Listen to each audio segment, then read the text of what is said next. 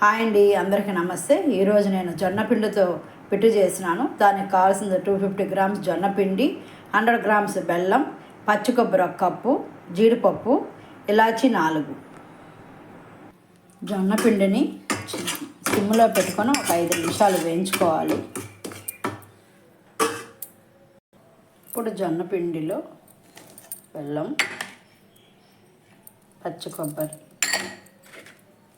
జీడిపప్పు, ఇలాచి అన్నీ కలిసేలా మిక్స్ చేసుకోవాలి. గోరువెచ్చటి నీటితో కొంచెం నీళ్ళు వేసుకొని కలుపుకోవాలి. జొన్న పిట్టుకి రెడీ చేసేసాను. గిన్నెలో 1/2 లీటర్ నీళ్ళు పోసుకొని బాగా మరగబెట్టాలి. కాటన్ క్లాత్ తీసుకొని ఈ మిశ్రమాన్ని అంతా క్లాత్లో వేసుకున్నాను. గిన్నెకి సరిపడే ప్లేట్ తీసుకొని క్లాత్లో ఉండే పిట్టుని ఆ ప్లేట్లో పెట్టాను.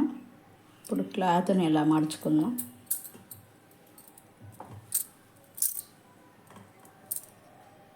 స్టవ్ని సిమ్లో పెట్టుకొని ఒక 20 నిమిషాలు ఆగే ఉంచాలి. జొన్న పిట్టు రెడీ అయిపోయింది. ఇప్పుడు సర్వింగ్ బౌల్లో తీసుకుందాము. జొన్న పిట్టు రెడీ. అందరూ తప్పకుండా ట్రై చేయండి.